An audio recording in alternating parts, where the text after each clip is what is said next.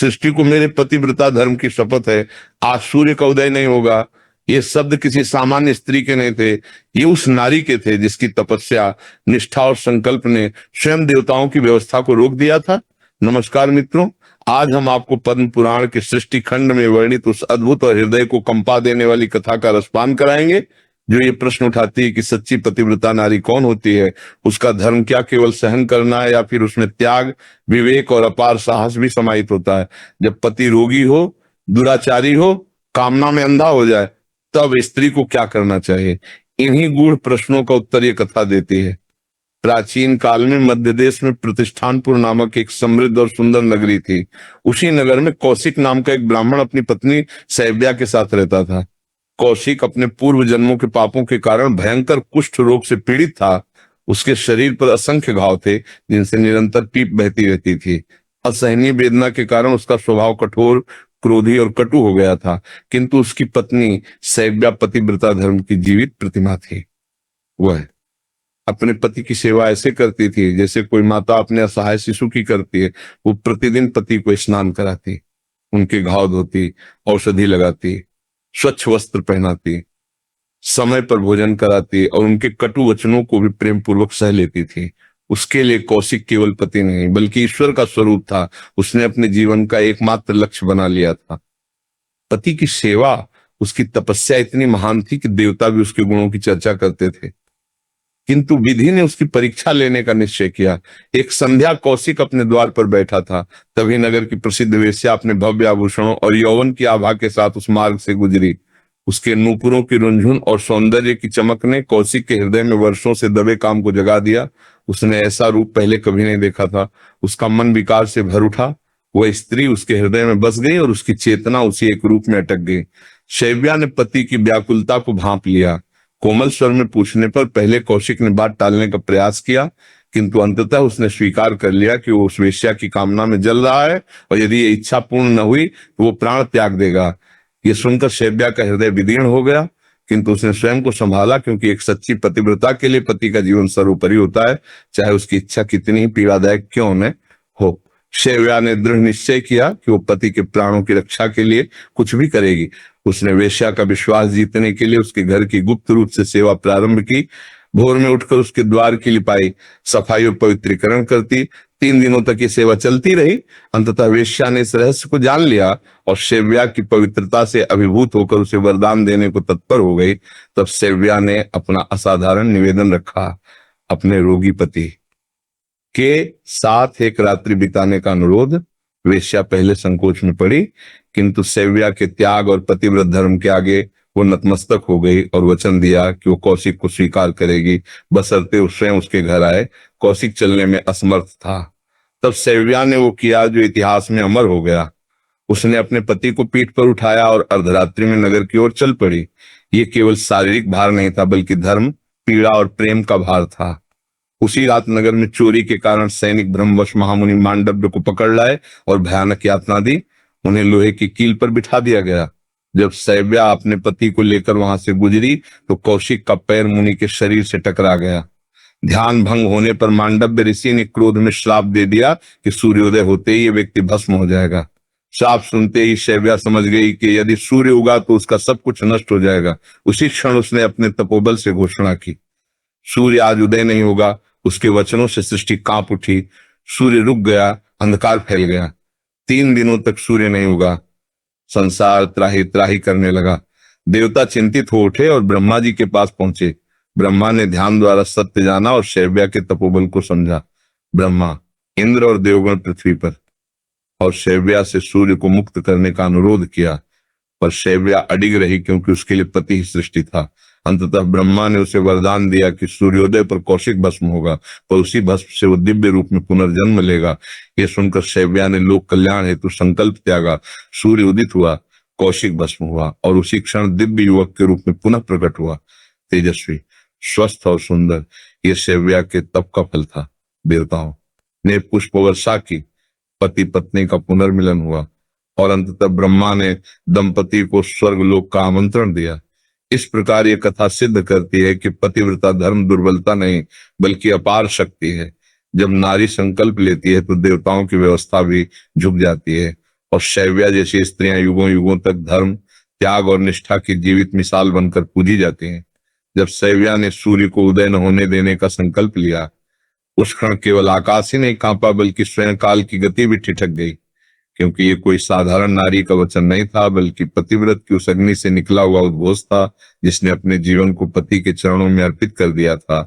सूर्यदेव रुक गए, दिशा दिशा में अंधकार छा गया, समय मानो थम गया, और शैव्या उस वेश्या के भवन में अपने मूर्छित पति कौशिक के समीप बैठी उसकी श्वासों की गति को गिनती हुई ईश्वर से प्रार्थना कर रही थी कि किसी भी मूल्य पर उसके स्वामी के प्राण सुरक्षित रहें।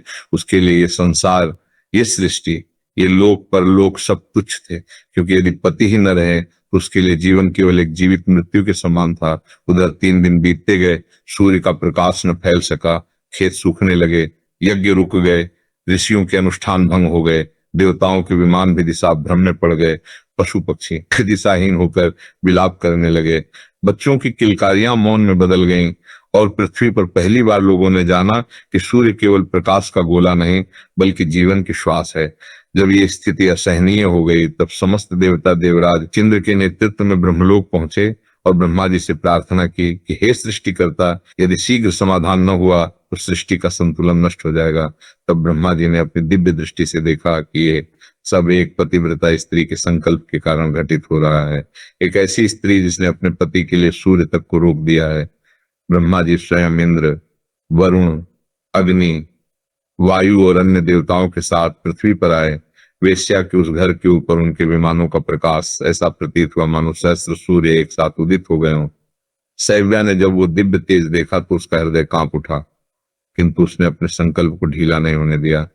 ब्रह्मा जी ने उसे समझाया कि पुत्र, तुम्हारा पतिव्रत अद्भुत है, किंतु एक के लिए समस्त सृष्टि को संकट में डालना उचित नहीं। तब शैव्या ने उत्तर दिया कि हे ब्रह्मा, मेरे लिए मेरा पति ही मेरी सृष्टि है। यदि वही न रहे तो ये संसार मेरे लिए शून्य है। उसके शब्दों में न अहंकार था न हठ, केवल वो पीड़ा थी जो एक स्त्री तब महसूस करती है जब उसके सुहाग पर संकट आ जाता है। देवता भी मौन हो गए। तब ब्रह्मा जी ने उसे वो वरदान दिया जिसने इतिहास को दिशा दी। उन्होंने कहा कि सूर्य के उदय होते ही कौशिक भस्म होगा, किंतु उसी भस्म से उसका पुनर्जन्म होगा। वो रोग मुक्त, तेजस्वी और दिव्य होगा, और शैव्या को विधवापन का एक क्षण भी सहन नहीं करना पड़ेगा। तब शैव्या ने लोक कल्याण के लिए अपने संकल्प को वापस लिया।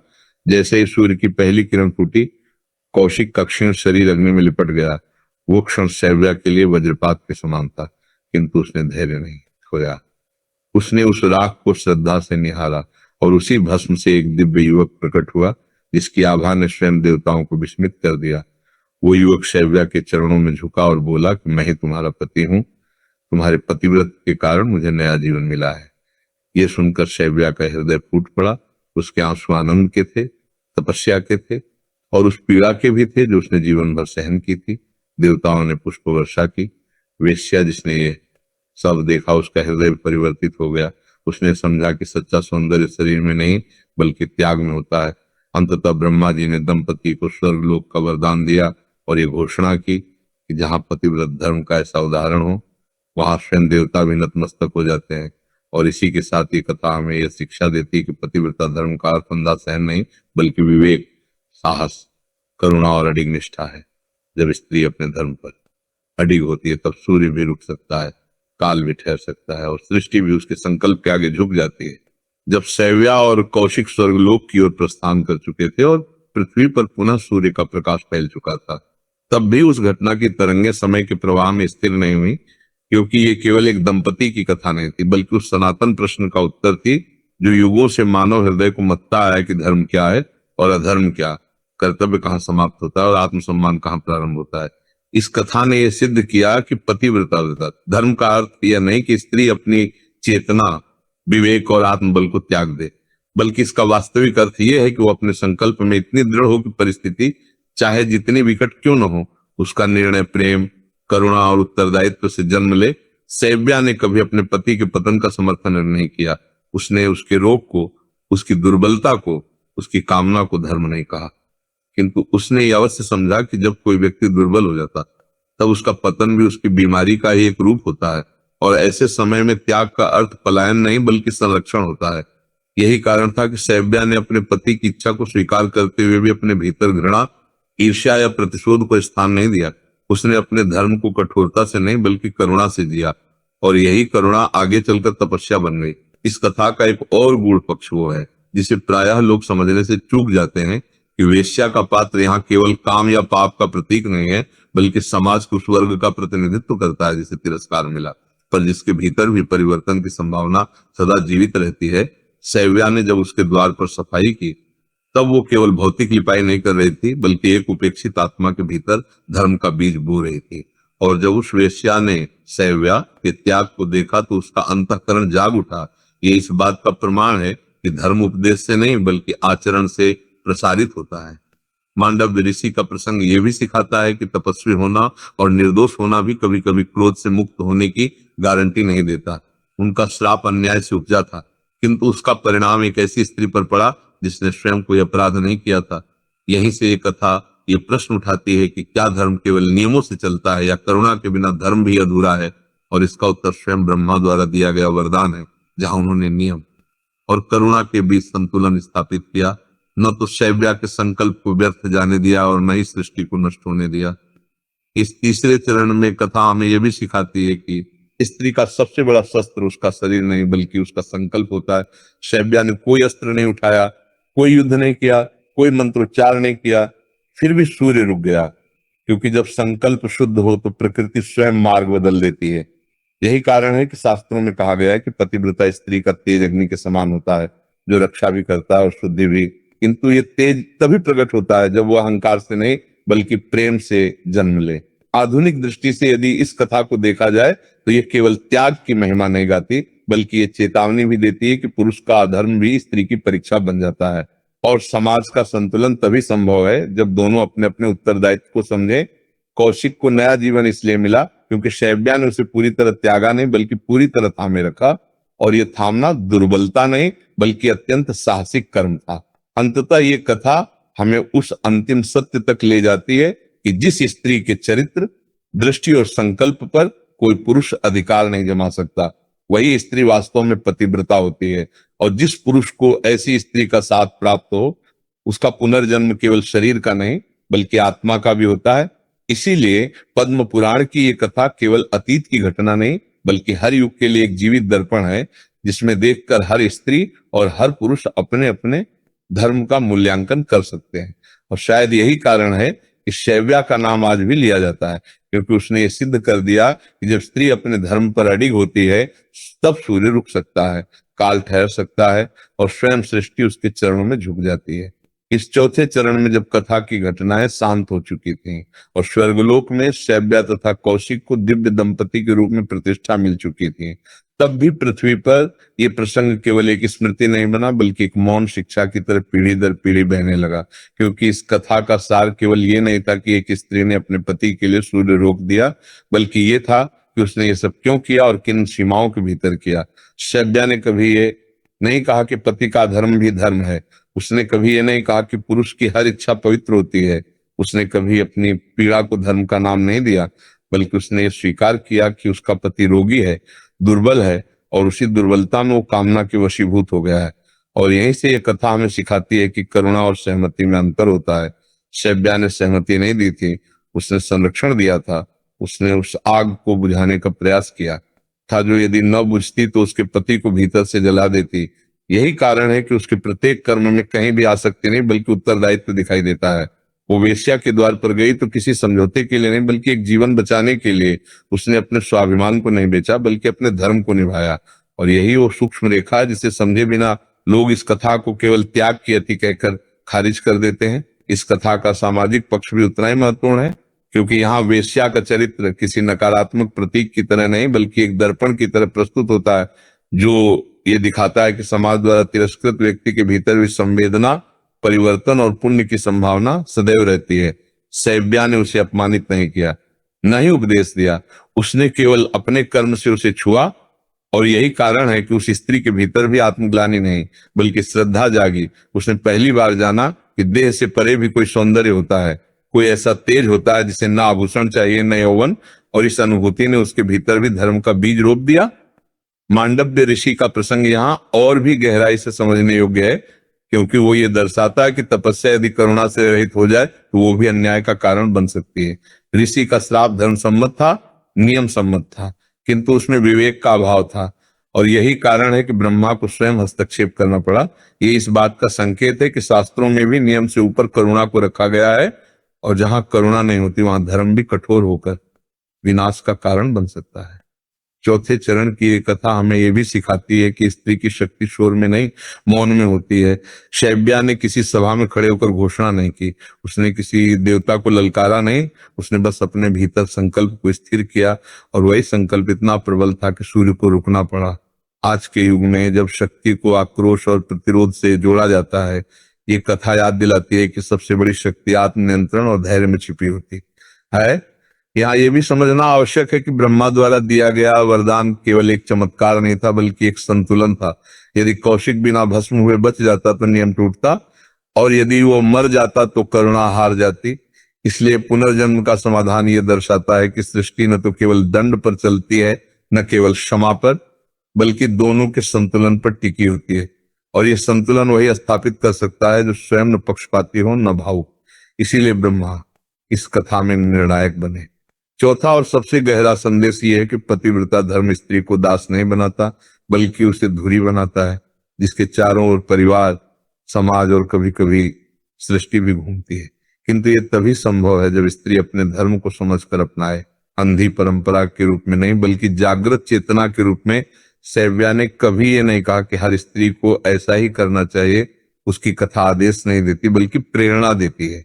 वो कहती है कि जब प्रेम, उत्तरदायित्व और विवेक एक साथ हो तभी त्याग पुण्य बनता है, अन्यथा वही त्याग आत्मविनाश बन जाता है। और अंत में ये कथा हमें उस अंतिम सत्य के समीप ले जाती है कि जिस समाज में स्त्री के त्याग को समझने के बजाय केवल उसका उपयोग किया जाए, वहां धर्म खोखला हो जाता है। शैव्या इसलिए पूज्य है क्योंकि उसका त्याग सम्मान के साथ जुड़ा हुआ था। देवताओं ने उसे रोका नहीं, बल्कि उसके सामने नतमस्तक हुए। और यही इस कथा की सबसे बड़ी शिक्षा है कि जब स्त्री अपने धर्म पर स्वयं के विवेक से अडिग होती है, तब वो न तो शोषण का पात्र बनती है, ना करुणा की भीख मांगती है, बल्कि स्वयं धर्म की परिभाषा बन जाती है। और शायद इसी कारण पद्म पुराण की ये कथा आज भी जीवित है, क्योंकि ये केवल अतीत की कहानी नहीं, बल्कि हर युग के लिए चेतावनी, मार्गदर्शन और आत्मचिंतन का दर्पण है।